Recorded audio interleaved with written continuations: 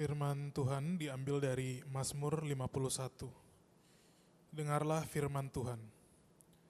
Untuk pemimpin biduan, Mazmur dari Daud. Ketika Nabi Nathan datang kepadanya setelah ia menghampiri Batsyeba. Kasihanilah aku ya Allah menurut kasih setiamu. Hapuskanlah pelanggaranku menurut rahmatmu yang besar. Bersihkanlah aku seluruhnya dari kesalahanku, dan tahirkanlah aku dari dosaku.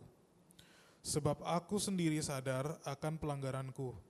Aku senantiasa bergumul dengan dosaku. Terhadap engkau sajalah aku telah berdosa, dan melakukan apa yang kau anggap jahat, supaya ternyata engkau adil dalam putusanmu, bersih dalam penghukumanmu. Sesungguhnya dalam kesalahan aku diperanakan, dalam dosa aku dikandung ibuku. Sesungguhnya engkau berkenan akan kebenaran dalam batin, dan dengan diam-diam engkau memberitahukan hikmat kepadaku. Bersihkanlah aku daripada dosaku dengan hisop, maka aku menjadi tahir. Basuhlah aku, maka aku menjadi lebih putih dari salju. Biarlah aku mendengar kegirangan dan sukacita. Biarlah tulang yang kau remukan bersorak-sorak kembali. Sembunyikanlah wajahmu terhadap dosaku. Hapuskanlah segala kesalahanku. Jadikanlah hatiku tahir ya Allah, dan perbaharuilah batinku dengan roh yang teguh. Janganlah membuang aku dari hadapanmu, dan janganlah mengambil rohmu yang kudus daripadaku. Bangkitkanlah kembali padaku kegirangan karena selamat yang daripadamu, dan lengkapilah aku dengan roh yang rela. Maka aku akan mengajarkan jalanmu kepada orang-orang yang melakukan pelanggaran, supaya orang-orang berdosa berbalik kepadamu. Lepaskanlah aku dari hutang darah, ya Allah, Allah keselamatanku. Maka lidahku akan bersorak-sorai memberitakan keadilanmu. Ya Tuhan, bukalah bibirku, supaya mulutku memberitakan puji-pujian kepadamu. Sebab engkau tidak berkenan kepada korban sembelihan. Sekiranya ku persembahkan korban bakaran, engkau tidak menyukainya. Korban sembelihan kepada Allah ialah jiwa yang hancur. Hati yang patah dan remuk tidak akan kau pandang hina ya Allah. Lakukanlah kebaikan kepada Sion menurut kerelaan hatimu. Bangunkanlah tembok-tembok Yerusalem. Maka engkau akan berkenan kepada korban yang benar, korban bakaran dan korban yang terbakar seluruhnya. Maka orang akan mengorbankan lembu jantan di atas mezbahmu. Demikianlah firman Tuhan. Terima kasih Denis yang telah membacakan ayat Alkitab kita pada hari ini. Saudara, hari ini kita akan melanjutkan pembacaan firman kita, perenungan firman kita dari seri Mazmur, dan kita akan membahas Mazmur 51. Saudara, Mazmur 51 ini merupakan sebuah Mazmur pertobatan yang ditulis Daud setelah Nabi Nathan datang untuk menegurnya karena ia telah berzinah dengan Batsyeba dan ia telah melakukan perencanaan pembunuhan terhadap Uria. Saudara, kalau hari ini kita datang dengan sadar bahwa kita adalah orang-orang yang berdosa, kalau kita datang dengan penyesalan, kalau hari ini kita datang dengan rasa muak dengan diri kita, bahwa kita tahu bahwa apa yang saya lakukan tidak pernah melepaskan saya dari dosa-dosa saya.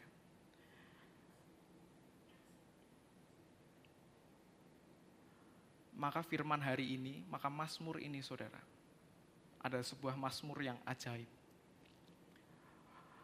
Sebuah pertobatan yang penuh skandal.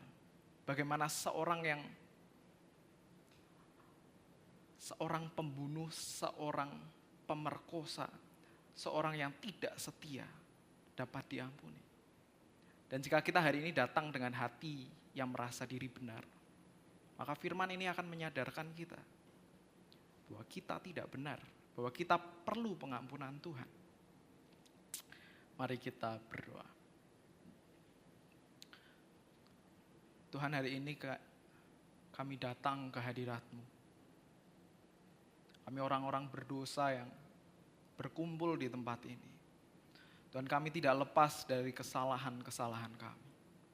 Bahkan setelah penebusan-Mu ya Tuhan, kami masih jatuh.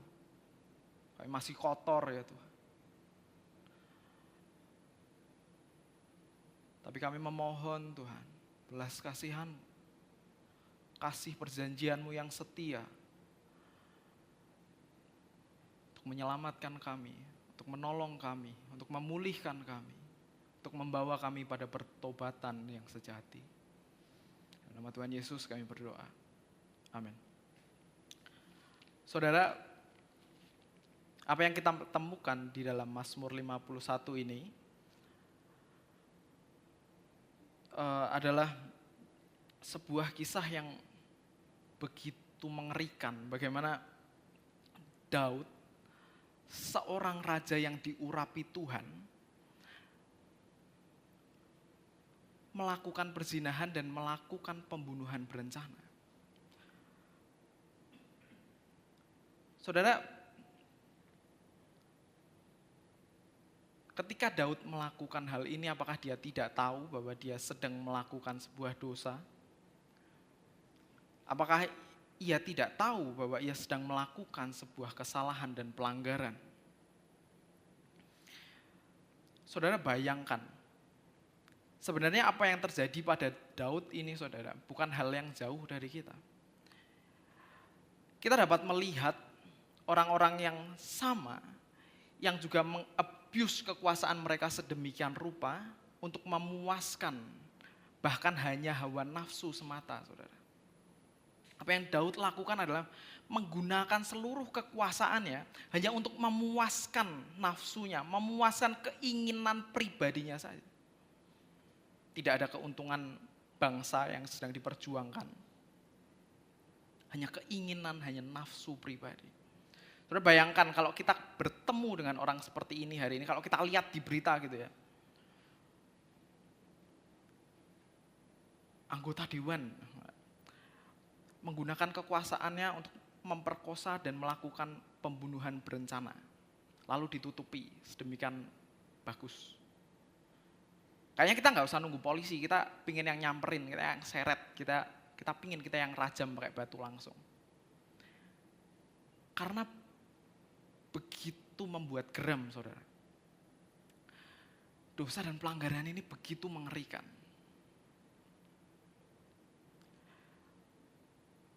Tapi yang tidak kita sadari adalah dosa ini bukan dosa yang terisolasi pada satu orang tertentu saja. Dosa ini adalah dosa yang juga ada pada kita. Dosa yang kita bisa lakukan juga, saudara. Maaf, hari ini ada 3 poin khotbah. Saya tadi udah masuk. Jadi poin khotbah yang pertama, boleh tolong ditampilkan. Dosa yang disadari di hadapan Allah, hati yang rusak dan membutuhkan pembaharuan, dan pemulihan yang menghasilkan penyembahan. Kita masuk ke poin yang pertama. Saudara, ini bukanlah dosa yang terisolasi. Siapa orang-orang yang melakukan kejahatan tersebut? Siapa orang-orang yang berdosa dan tidak merasa berdosa? Siapa orang-orang yang ketika hati nuraninya berkata pada dirinya, engkau sedang bersalah, tapi merepresinya? Kita mengacuhkan nurani kita. Karena kita nggak suka, saudara, kita tidak suka pertobatan. Kita memilih merangkul dosa kita. Kita bahkan menambahkan bahan bakar, saudara, untuk dosa itu. Dan bahkan meski awalnya, saudara, kita muak akan dosa-dosa kita. Kita tahu bahwa kita sedang melanggar kekudusan Allah. Kita masih tetap terus melakukan dosa yang sama.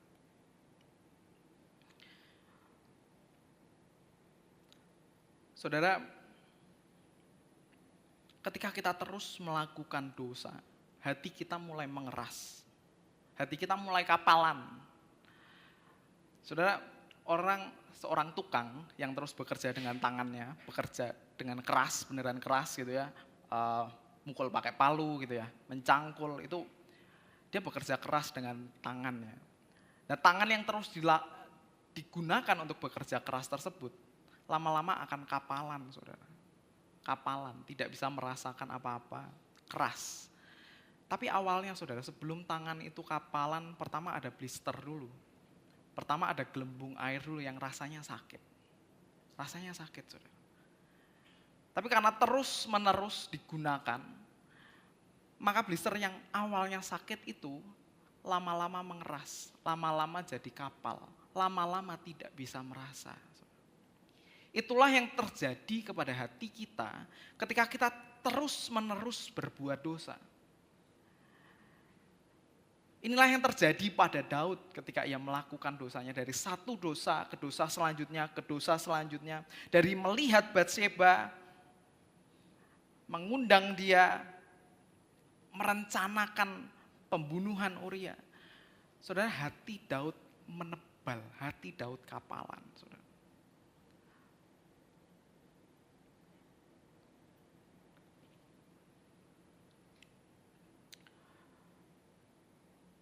Daud bahkan tidak sadar bahwa dia sedang berdosa.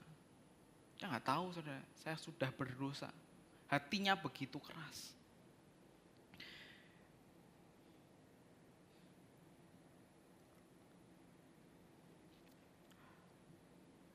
Sampai Nathan akhirnya datang kepadanya, saudara. Ketika Nathan datang dan menunjukkan kepada Daud, ini dosamu. Kamu telah berdosa.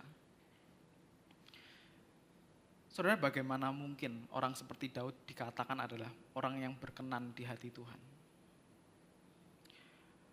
Kitab seperti apa yang kita miliki hari ini, saudara?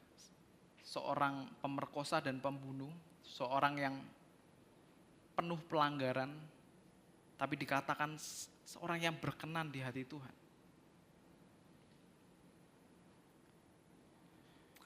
Saudara, karena ketika Daud diingatkan, saudara, ketika Roh Allah mengingatkannya tentang dosanya, apa yang Daud lakukan? Apa yang Daud katakan kepada Nathan, saudara? Daud enggak bilang pakai alasan. Tunggu dulu Nathan, saya ini cuma manusia biasa. Saya ini laki-laki. Kamu berharap apa? Saya jalan-jalan terus saya lihat ada wanita begitu cantik mandi. Saya ini raja loh. Saya punya hak dong. Daud enggak ngomong kayak gitu. Daud juga ngomong, ya kita ini manusia berdosa ya, saya bisa jatuh, wajar aja. Saudara, yang Daud katakan adalah, ya ketika Nathan datang kepadanya mengingatkan dosanya, Daud mengakuinya, saudara. Daud mengakuinya, dia berkata, ya Nathan, ya. Dia sadar, saya berdosa, saya orang itu.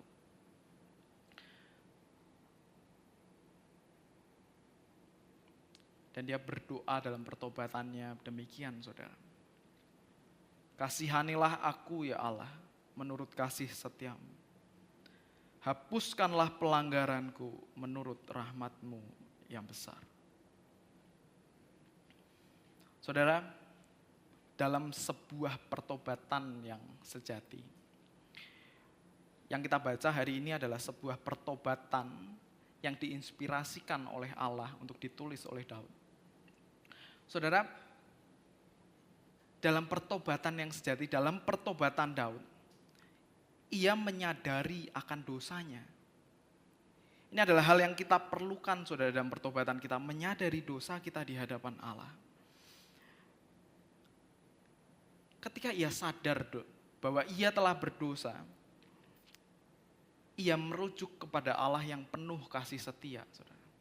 Ia tidak merujuk kepada Allah yang adil karena dia tahu hukuman untuk pelanggaran dosanya hanyalah kematian, saudara. Begitu parah. Ketika dikatakan kasihanilah aku ya Allah, kata kasihan di sini, saudara, kasihanilah aku di sini berasal dari akar katanya adalah hesed, sebuah kata tentang kasih yang diterjemahkan sebagai kasih yang tidak berkesudahan, kasih yang tidak gagal, kasih setia Tuhan.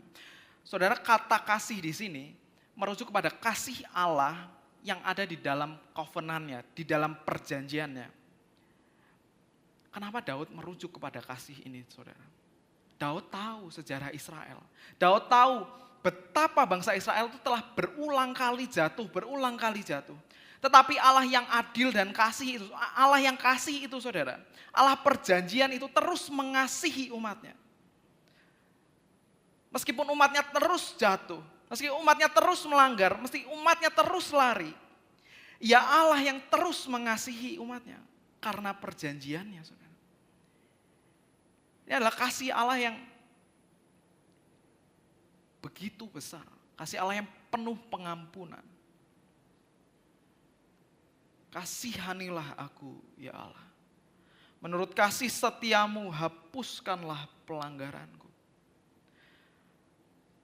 Menurut rahmatmu yang besar. Saudara, apa yang Daud minta di sini adalah untuk Allah menghapuskan pelanggarannya. Saudara, ketika Daud meminta Allah menghapuskan pelanggarannya, ia sedang datang kepada Allah yang penuh kasih. Ia sedang datang mengakui bahwa iya, saya berdosa. Kenapa perlu dihapus? Ya karena dosa itu memang ada, saudara. Dosa itu telah dicatat, telah dilakukan dan Tuhan tahu. Tidak ada pengelakan yang bisa Daud lakukan. Yang bisa Daud lakukan adalah datang dan memohon belas kasihan Tuhan. Ia tidak berdaya kecuali Tuhan yang menghapus, kecuali Tuhan yang mengasihani dirinya, saudara. Saudara, istilah menghapuskan di sini, saudara. Pengampunan yang Allah berikan, saudara, itu seringkali kadang digambarkan di Alkitab, Allah tidak mengingat lagi. Di Ibrani kita bisa baca, Allah tidak mengingat lagi pelanggaran-pelanggaran kita. Bukan berarti Allah jadi amnesia ya saudara, terus dia lupa kita pernah salah. Tuhan gak pernah lupa. Tuhan selalu tahu, Tuhan selalu ingat. Tapi ketika dikatakan ia tidak mengingat lagi pelanggaran kita, Allah sedang tidak mengingat pelanggaran itu untuk melawan kita. Allah tidak mengungkit-ungkit lagi pelanggaran itu. Pelanggaran itu dijadikan seperti tidak pernah ada. Itu dihapuskan dari catatan Allah. Kita tidak diperhitungkan terhadap pelanggaran itu. Itulah pengampunan Allah. Pelanggaran itu dihapuskan, saudara. Tidak diingat-ingat lagi. Ya tidak memegang pelanggaran itu untuk ngomong lagi ke kita. Loh dulu kamu gini loh. Loh dulu kamu gitu loh. Tuhan tidak melakukan itu. Tuhan bukan kita, saudara. Kalau sama pasangan kita ungkit-ungkit lagi. Loh dulu kamu gini. Dulu kamu jemput aku telat gak minta maaf. Saudara, Tuhan gak kayak gitu. Salah satu aspek dari menyadari dosa adalah menyadari ketidakberdayaan kita, saudara. Ketidakberdayaan kita. Lalu Daud melanjutkan, bersihkanlah aku seluruhnya dari kesalahanku. Saudara, ketika Daud mengatakan bersihkanlah aku dari kesalahanku. Ini paralel dengan bawahnya dan tahirkanlah aku dari dosaku. Ia sedang berkata hal yang sama. Daud sedang meminta Allah membersihkan dirinya. Karena ketika Daud diperhadapkan dengan kebenaran Allah. Ketika Daud diperhadapkan dengan kekudusan Allah. Ketika roh Allah itu menyatakan kesalahan Daud. Ia melihat saudara betapa kotor saya. Di hadapan Allah yang begitu suci, di hadapan Allah yang begitu kudus, ia melihat kekotoran dirinya. Saudara, dosa itu mengotori jiwa kita. Ia sadar akan kekotorannya dan ia memohon Allah untuk membersihkan dirinya. Saudara, menyadari dosa juga berarti memahami bahwa kita kotor, bahwa kita bernoda, bercela, bercacat dan cela.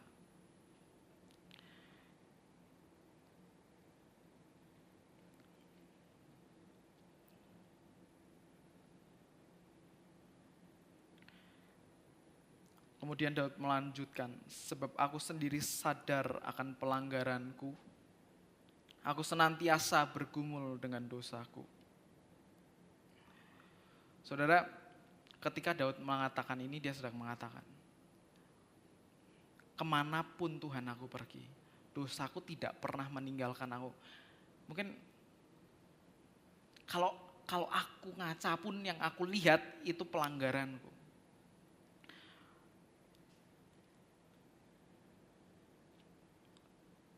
Saudara, dosa Daud itu begitu menghantuinya. Dia sadar, saudara, dia selalu sadar bahwa ia berdosa.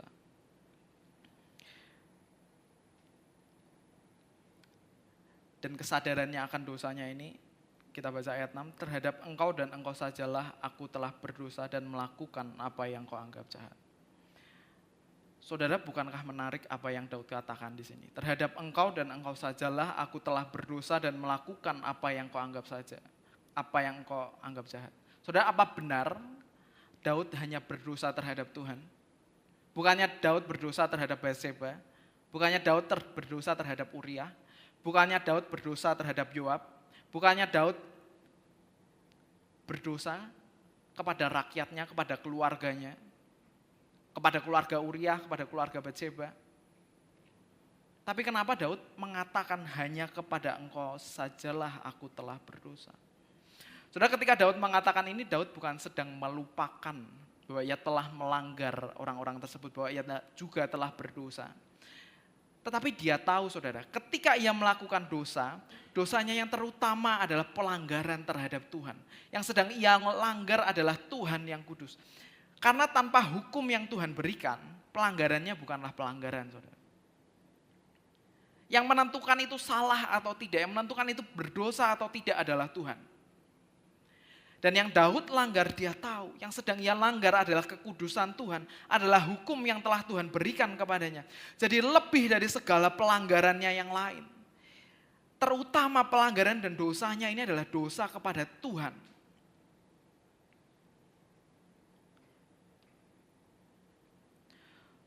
Saudara, mengakui diri berdosa, itu berarti kita juga mengakui, saudara, bukan hanya perbuatannya yang berdosa. Saya telah melakukan dosa, saya telah melakukan perbuatan ini berdosa, perbuatan ini melanggar hukum. Tapi pengakuan akan dosa itu membawa kita pada kesadaran bahwa kita telah berdosa terhadap Allah. Yang telah kita langgar, yang telah kita salahi itu Tuhan, saudara. Itu bukan cuma teman kita, bukan cuma orang tua kita, bukan cuma rekan kerja kita. Tapi Tuhan sendiri yang telah kita langgar.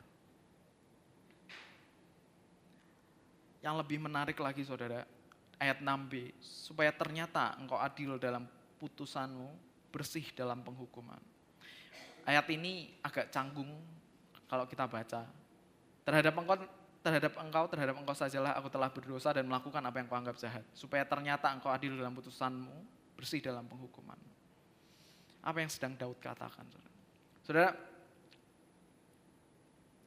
ketika Daud sadar akan ketidakberdayaannya, ketika Daud sadar akan kekotoran dirinya, ketika ia sadar akan dosanya, saudara, ia sadar bahwa Tuhan berhak mengambil keputusan apa saja terhadap dirinya. Ketika Daud mengatakan, supaya ternyata engkau adil dalam putusanmu, bersih dalam penghukumanmu, ia sedang mengatakan, Tuhan berhak melakukan apa saja. Saya berdosa, saya layak dihukum, dan Tuhan yang kudus berhak melakukan apapun. Dia berhak menghukum mati saya. Kalau ia mau membuang saya, itu hak Tuhan. Dia sedang mengafirmasi kekudusan dan hak Tuhan. Saudara, Daud datang kepada Allah dengan mengakui bahwa Allah berhak melakukan apa saja. Dia tidak memberikan pembelaan, dia tidak memberikan alasan-alasan. Karena ketika dia berhadapan dengan Tuhan, dia tahu, saudara, Tuhan tahu apa saja yang telah ia lakukan. Tuhan tahu keberdosaannya, tidak ada satu kata pun yang bisa dia katakan untuk membela dirinya di hadapan Tuhan. Ya tahu Tuhan berhak melakukan apa saja. Tuhan boleh.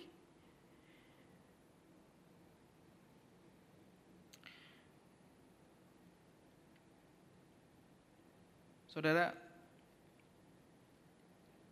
Tuhan adil dalam penghakimannya. Tuhan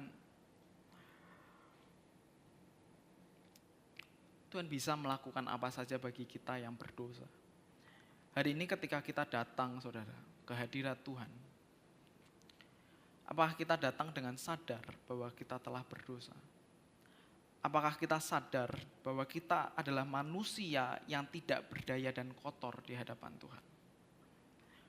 Saudara, meskipun hari ini kita telah ditebus, walaupun kita adalah orang-orang yang percaya kepada Tuhan, bukan berarti hari ini kita tidak lagi berbuat dosa. Bukan berarti hari ini kau dan saya orang yang suci, yang tidak pernah berbuat dosa, yang tidak punya dosa. Hari ini kita masih adalah orang yang berdosa, saudara. Kita perlu pengampunan Tuhan hari demi hari. Kita perlu pertobatan hari demi hari. Daud bukan gak kenal Tuhan, saudara. Daud begitu mengasihi Tuhan, tapi Daud pun jatuh dalam dosa. Daud pun butuh pertobatan.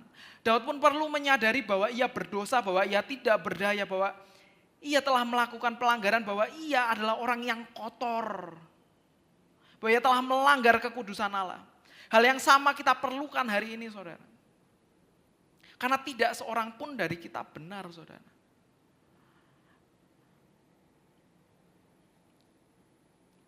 Bagian dari pertobatan yang sejati adalah mengakui dan menyadari bahwa kita, manusia yang berdosa, tidak berdaya, penuh pelanggaran, cacat dan celah.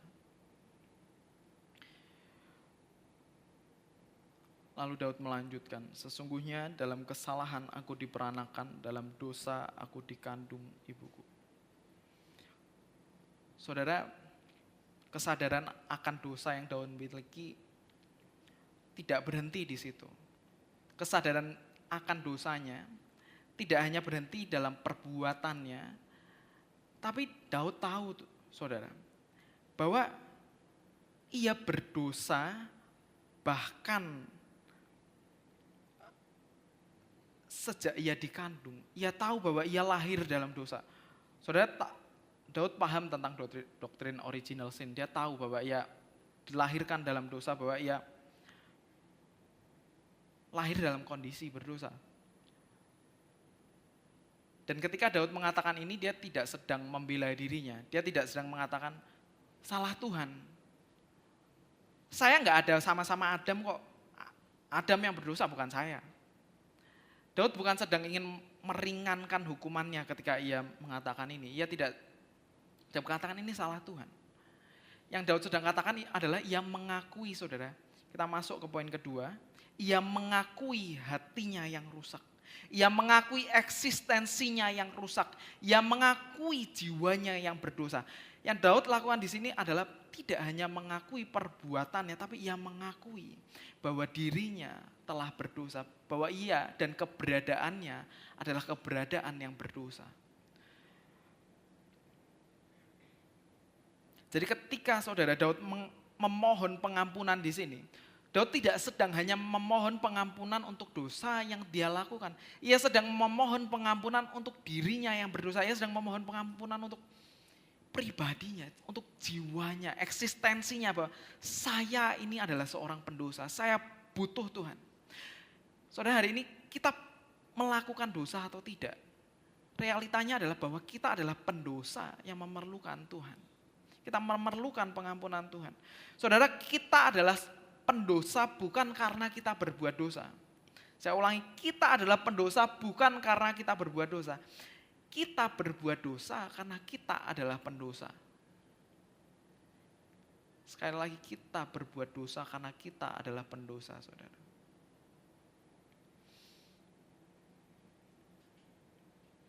Yang perlu kita akui, saudara, bukan hanya dosa yang kita lakukan. Yang perlu kita akui adalah diri kita yang adalah seorang pendosa. Saudara, buah yang buruk tidak hadir begitu saja. Buah yang buruk itu hadir dari pohon yang buruk juga. Dosa itu lahir dari hati yang berdosa. Kerusakan itu lahir dari diri kita yang rusak.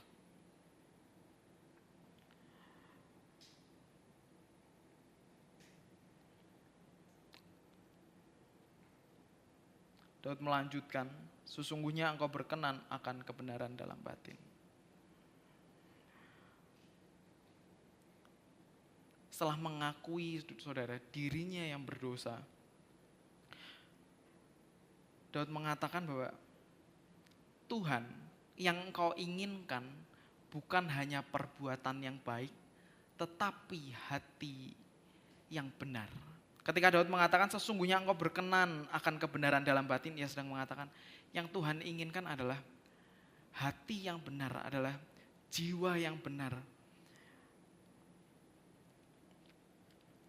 Saudara, dalam PL ada konsep bahwa hati yang berpikir. Saudara, orang Ibrani memahami bahwa kebenaran itu bukan hanya di dalam pemikiran saja.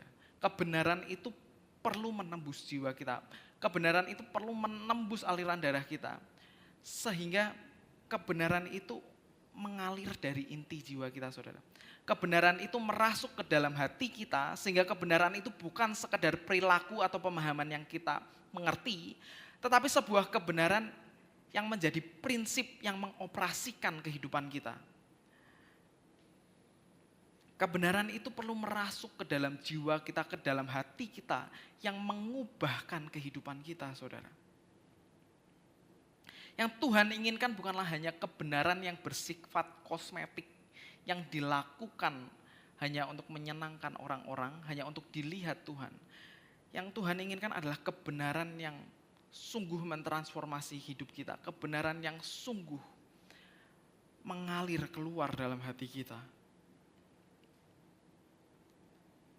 Tuhan Yesus juga pernah berkata, saudara, bukan yang masuk ke dalam mulut yang menajiskan orang, melainkan yang keluar dari mulut. Itulah yang menajiskan orang. Tidak tahukah kamu bahwa segala sesuatu yang masuk ke dalam mulut turun ke dalam perut lalu dibuang di jamban? Tetapi apa yang keluar dari mulut berasal dari hati, dan itulah yang menajiskan orang. Karena dari hati timbul segala pikiran jahat, pembunuhan, perzinahan, percabulan, pencurian, sumpah palsu dan hujat. Itulah yang menajiskan orang. Saudara, pertobatan yang sejati adalah pertobatan yang tidak hanya di permukaan saja, tetapi pertobatan yang mengubahkan hati.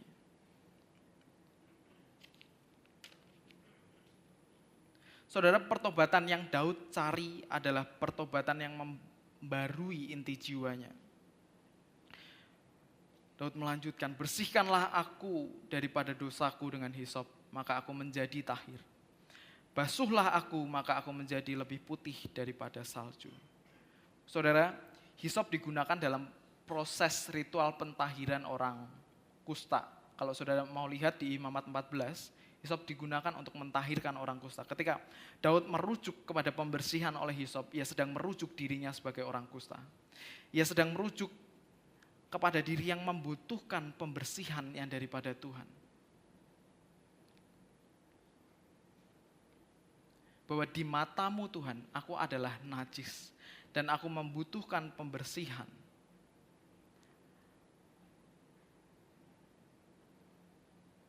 Saudara, sekali lagi ketika kita bertemu Tuhan yang kudus, ketika kita orang berdosa bertemu dengan Tuhan yang kudus, kita akan secara akut sadar akan keberdosaan kita. Kita akan secara akut menyadari kekotoran diri kita sehingga kita begitu menginginkan pembersihan yang daripada Tuhan.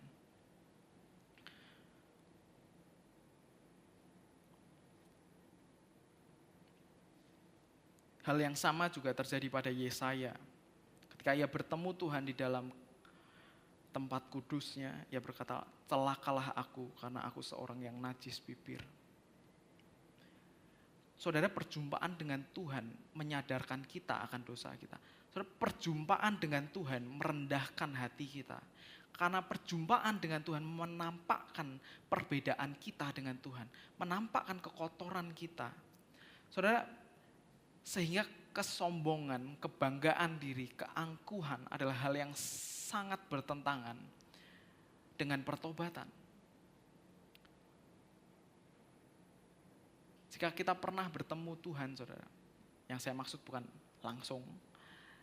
Jika kita dalam pengalaman pertobatan kita, menemukan Tuhan dalam firman-Nya, kita akan secara akut sadar akan kekotoran kita dan kebutuhan kita akan pengampunan Tuhan.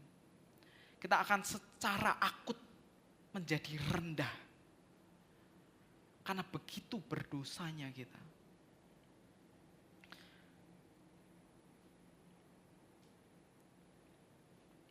Daud melanjutkan, biarlah aku mendengar kegirangan dan sukacita, biarlah tulang yang kau remukkan bersorak-sorai kembali. Saudara,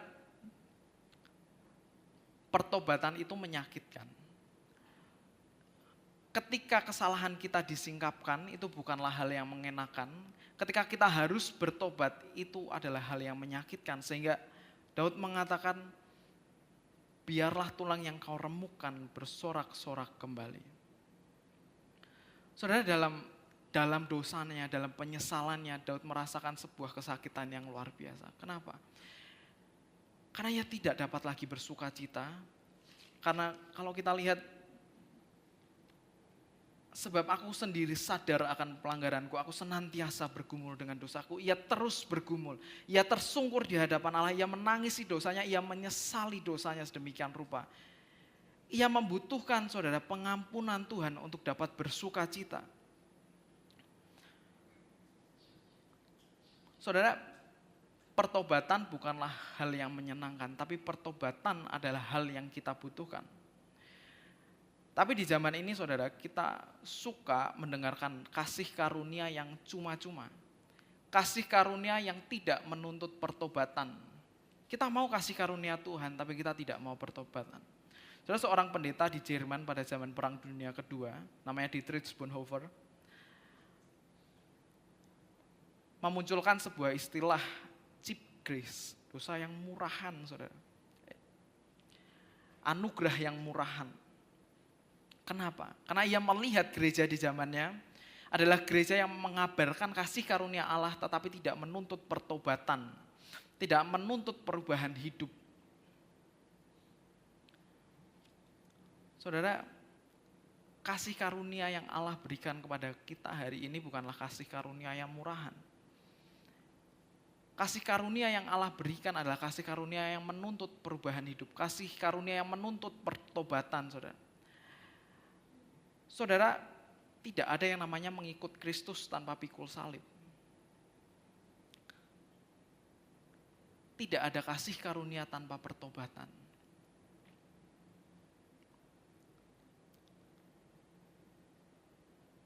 Meskipun pertobatan itu menyakitkan, dan kita lebih senang mendengarkan kasih karunia tanpa pertobatan. Tapi pertobatan itu kita perlukan.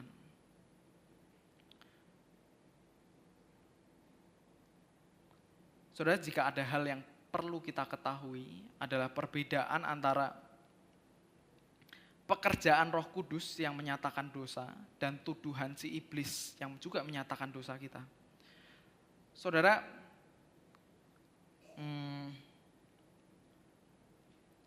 iblis itu tidak hanya mencobai, tapi iblis juga menuduh kita akan kesalahan-kesalahan kita.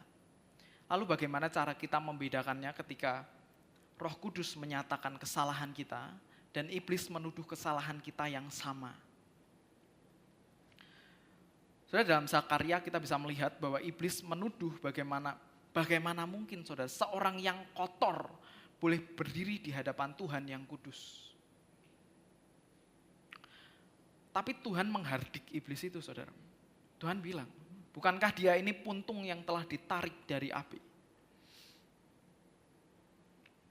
Saudara, kalau saudara pernah camping atau mungkin pernah retreat, terus saudara mengadakan api unggun, terus di akhir itu saudara mau beres-beres, saudara mau ngumpulin bekas-bekas kayunya. Maka kalau saudara pegang kayu-kayu yang sudah terbakar itu, tentu kalau Anda pegang akan hitam. Tangan kita akan hitam. Karena kayu itu sudah berubah jadi arang, saudara. Tapi bukankah orang-orang ini yang telah aku ambil daripada api? Bukankah dia ini puntung yang telah ditarik daripada api? Saudara, siapa yang tidak bernoda di antara kita? Saudara, kita ini puntung yang ditarik dari api. Kita semua sudah berdosa, kita semua lahir dalam dosa. Kita semua bernoda, nggak ada satupun di antara kita yang tidak bernoda, nggak ada lahir kayak kertas bersih, kertas putih, nggak ada, saudara. Kita lahir kucel-kucel, hitam, rusak.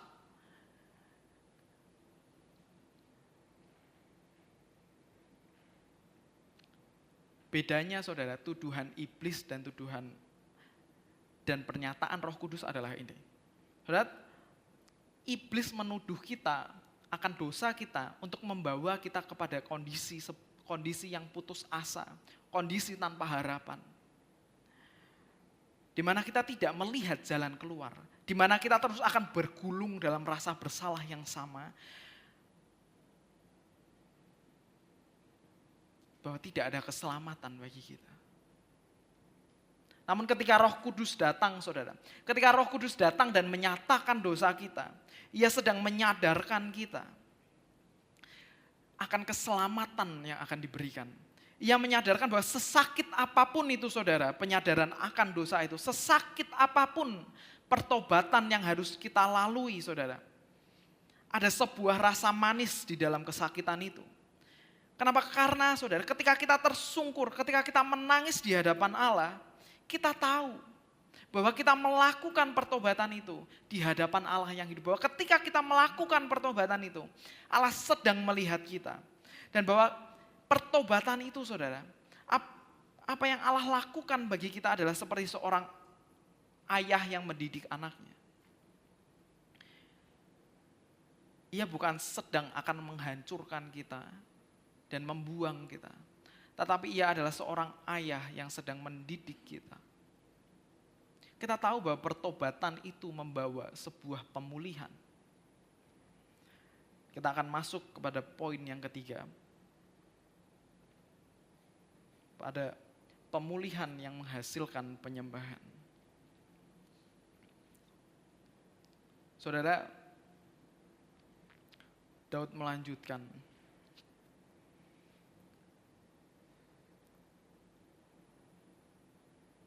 Sembunyikanlah wajahmu terhadap dosaku, hapuskanlah segala kesalahanku.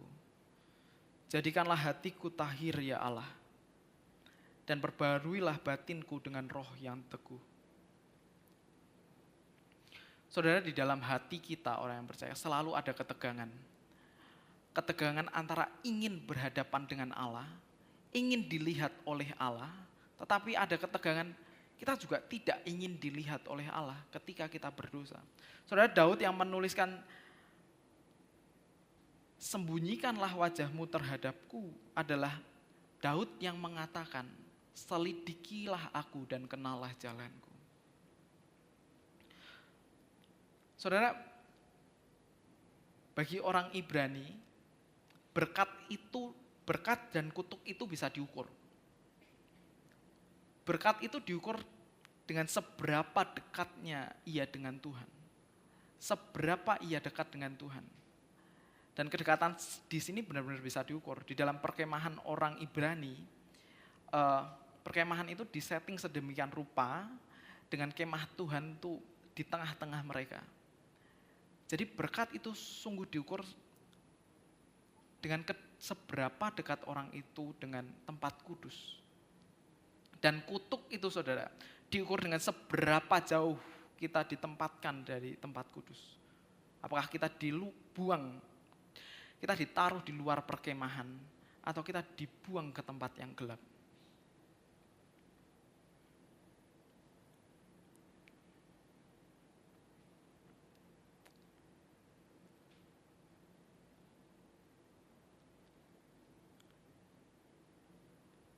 Di ayat 13 Daud mengatakan, janganlah membuang aku dari hadapanmu, dan janganlah mengambil rohmu yang kudus daripadaku.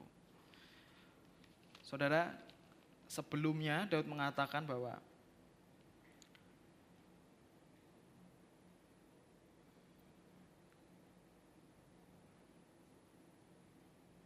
terhadap engkau sajalah aku telah berdosa. Aku melakukan apa yang kau anggap jahat supaya ternyata engkau adil dalam putusanmu dan bersih dalam penghukumanmu. Sebenarnya ia mengatakan bahwa Tuhan kau boleh lakukan apapun. Tapi di sini ia mengatakan Tuhan tolong jangan buang saya. Karena saudara, karena tidak ada yang lebih berharga daripada berada bersama-sama dengan Tuhan. Karena bagi orang Ibrani tidak ada yang lebih berharga daripada ada di dalam hadirat Tuhan.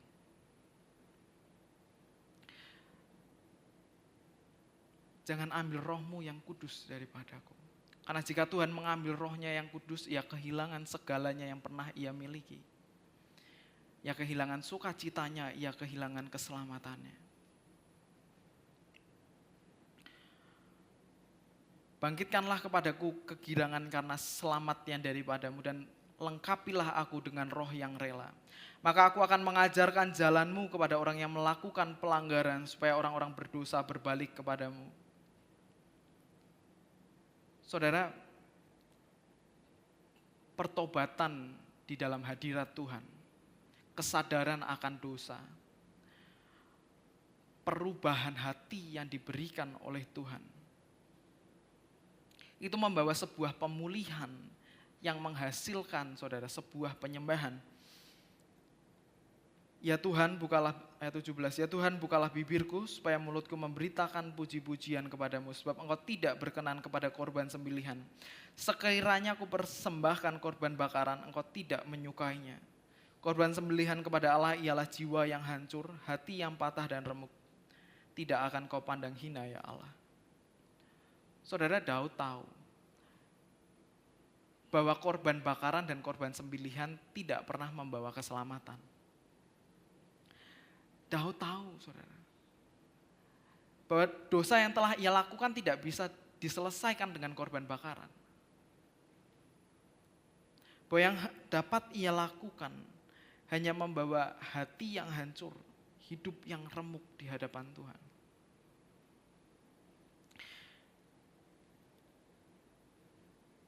Saudara, ketika dalam khotbah di bukit Tuhan mengatakan, berbahagialah engkau yang miskin di hadapan Allah. Ia sedang mengatakan bahwa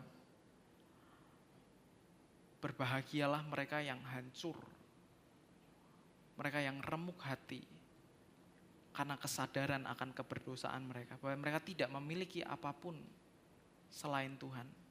Dan berbahagialah mereka yang berduka cita, mereka yang berduka cita oleh karena dosa-dosa mereka. Saudara, Daud berduka cita atas dosa-dosanya.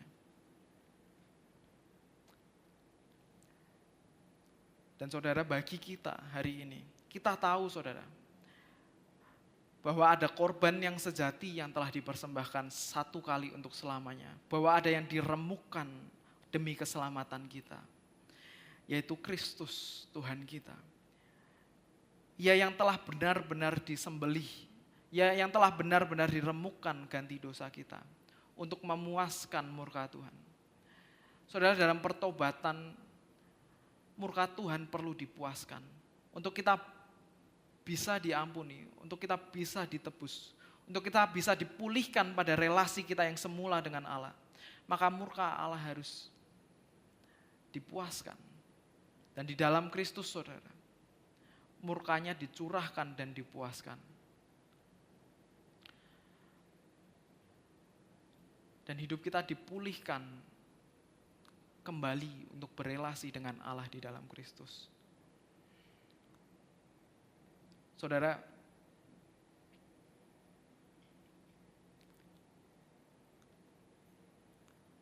anugerah yang sejati tidak berhenti pada pengampunan semata. Anugerah itu adalah anugerah yang mengubah hati kita. Anugerah itu adalah anugerah yang membawa kita pada penyembahan yang sejati kepada Kristus. Karena di akhirnya kita tahu, saudara, bahwa kita tidak pernah mampu untuk menyembuhkan diri kita, bahwa kita tidak pernah mampu untuk menyelamatkan diri kita. bahwa hanya Kristus dan hanya karena Kristus kita telah diselamatkan, dan hanya karena Dia kita telah dipulihkan, dan hanya karena Dia, saudara, hari ini kita boleh beribadah, hari ini kita bisa memandang Allah. Hari ini kita boleh mempunyai harapan untuk berhadapan muka dengan Allah.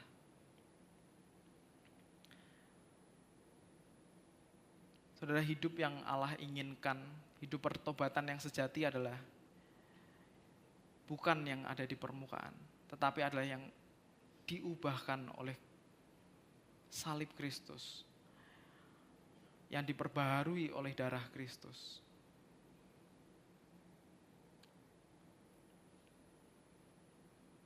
Mari saudara, kita menghadap tahta Allah yang kudus itu, dengan sebuah keberanian, karena kita telah diselamatkan, karena kita telah diampuni, karena pertobatan kita telah diterima.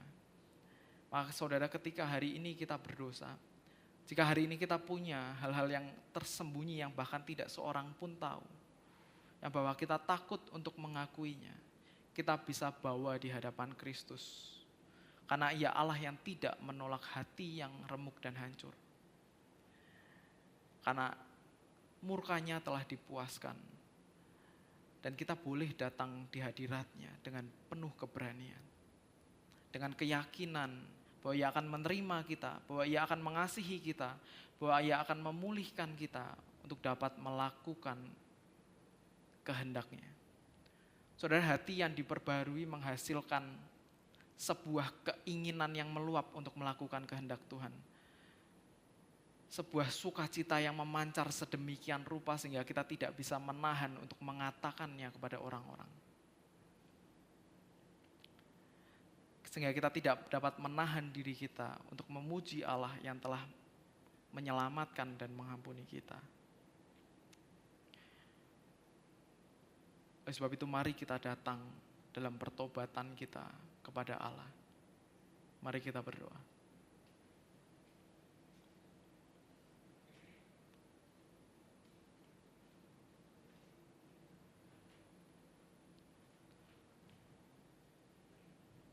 Tuhan, kami mengucap syukur untuk kasih setia-Mu di dalam kehidupan kami.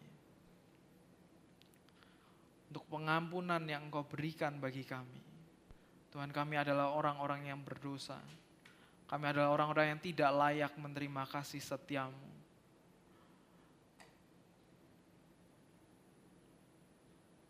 Tapi Engkau telah mengasihi kami. Engkau telah mengorbankan anak-Mu yang tunggal bagi kami. Dan biarlah kasih-Mu menolong kami melalui kehidupan kami hari demi hari. Menolong kami untuk memiliki pertobatan yang sejati. Memiliki kehidupan yang diubahkan. Untuk boleh Tuhan setia melakukan kehendak-Mu. Dalam nama Tuhan Yesus kami berdoa. Amin.